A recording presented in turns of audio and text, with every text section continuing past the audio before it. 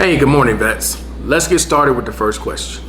So I had a question about a stimulus, right? Have I heard anything about receiving a new stimulus check that's issued by Social Security? Okay, so I did a video talking about this, I believe it was last year, and there were several people sending me links to different YouTubers who were consistently talking about stimulus checks and how the president has signed some bill that allows new checks and when we're gonna get these checks.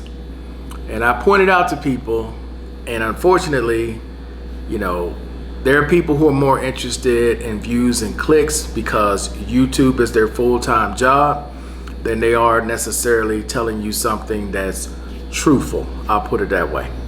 The fact of the matter is there are some states that are sending stimulus to some of their citizens based upon if they qualify or not. But as far as the entire country goes, there is no bill I'm aware of. There's no politician out there talking about it. Hell, I don't even know of any news stations out there talking about any type of stimulus at this point, okay? If you're not hearing it from your local news, from your local politicians, from the national media, talking about a stimulus, it's not going to happen, okay? Unless you're in one of these states where they have a particular set of guidelines where they're giving out stimulus to their citizens. If you're not in one of those states, the chances of you getting a stimulus pretty slim to none, okay? It is unfortunate that sometimes people prey on other people's vulnerability who are in need, and they look at it as a way of making money by stringing people along. I mean, I've showed example before. If you just type in Social Security and stimulus, it has been 2-3 years since they gave out a stimulus check, maybe longer.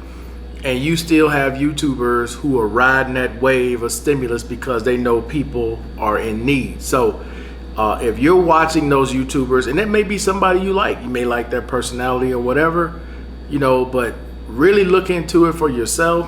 And if you never see the national media talking about it, a politician in your area, or even in your local news station talking about it, chances are something like that happening are very remote. All right. So let's move to the next one, which there are a lot of you guys who've been watching my video I did about the caregiver program and the differences. Okay. I try to point out each one and the differences between each one. So the question would be, a veteran asked, which one would be the easiest one to qualify for?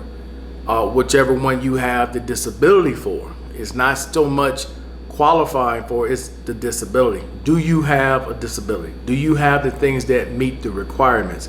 And it's not for me to answer whether or not you have it. It's for your doctor and the rater for the Department of Veterans Affairs to determine whether or not you meet the qualifications, right? There are some of you guys who still confuse maid service with caregiver, okay? Caregiver is basically someone you need in your life to help you with daily functions of life. I've gone through this, I don't know in how many different videos, right? And then there's still some of you guys who will go, well, man, I just need somebody to clean my house. I need somebody to wash my clothes. Okay, then you don't need a caregiver. You need either an assistant or a housekeeper. And you can go to the Department of Veterans Affairs, talk to your doctor, your psychiatrist, and let them know what your needs are. They may be, if they have someone available who can come out, like a CNA, I believe it's called, who can help you with that, or go through Social Security and ask for the same thing. Social Security does it well as the Department of Veterans Affairs. Usually with the Department of Veterans Affairs, they usually don't have anyone available depending on the state that you're in.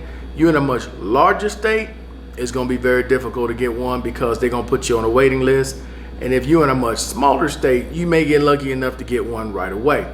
But also remember, Social Security offers the same thing. So if you're on Social Security, you can apply and get the same type of help through Social Security. All right, especially if you're already paying into Medicare.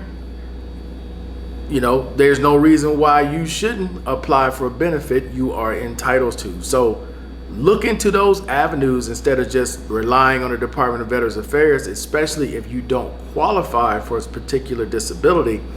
You have more than one resource. And in some cases, your state may offer it. If neither one of the federal programs is available, check out your state. See what is it that your state offers for someone in your position, whether you're a veteran, not a veteran, strictly on Social Security. The states sometimes offer programs that can help some of you guys out who are in need in your home, where you can't cook anymore, you can't clean anymore, you can't do your own laundry, you can't sweep your own floor. Okay, those situations are very different than a caregiver. Okay, I mean, you guys are watching the videos, you've read some of the comments that are left below, and people who've been approved and people who've been denied. But that's the thing you have to understand, that there is a huge difference between the two. Most of the time, a lot of you guys are describing things that a assistant CNA or a housekeeper would do, not a caregiver. They're completely different things, all right? Okay, guys, so that's it, other than the last one is for Mr. Keys. Mr. Keys asked about a drone. He has a drone, I think he said it has the Mavic Air that's no longer working. And he's asking me, what drone would I recommend? Well, that's going to depend on a lot of different factors. So I'll put it to you like this.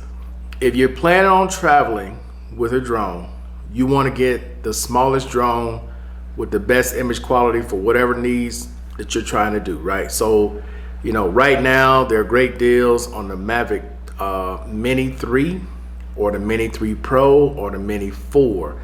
And I say a smaller drone because a lot of the smaller drones you can get away with a lot easier at the airport. Most countries will accept much smaller drones than you are trying to get a much bigger drone like the Mavic 3 Classic or the Mavic 3 Pro or any of the other mid to bigger drones. Some countries may frown upon it. Some countries you go to, hey, they may just take it. But if you never plan on leaving, right, and you just want something to take out and have a little fun with, it all depends on what you plan on doing with it. Like if you're just using it for hobby, personal use, just flying it around, using personal videos and posting them to social media, any DJI drone will work. All the way down to the Mini SE2, which only shoots in 2.7K. You can always upscale it to 4K, but it just depends on what you plan on doing. I mean, you got a large range from the very best that they have to offer all the way down to the basics, which is still a very good drone. Easy to fly, easy to record, and if you get lost, you can just hit one button, it'll come right back where it started from. So it's really up to you and what your use case is, because that's hard to answer without knowing your use case and your budget. So if your budget is around $330, Mini SE2, your budget is around $500-600, the Mavic Mini 3 or Mavic Mini 3 Pro, you can get those used. Your budget is around $1,000 or more, hey, you might want to look at the Classic or the Mavic 3 Pro. There's a variety for each category, okay? It really depends on what you're trying to get, all right? So that's it for now, guys. Hey, I appreciate everybody watching as always. Please like, share, and subscribe. And until the next time, guys, I'm out of here. Peace. Enjoy the rest of your day.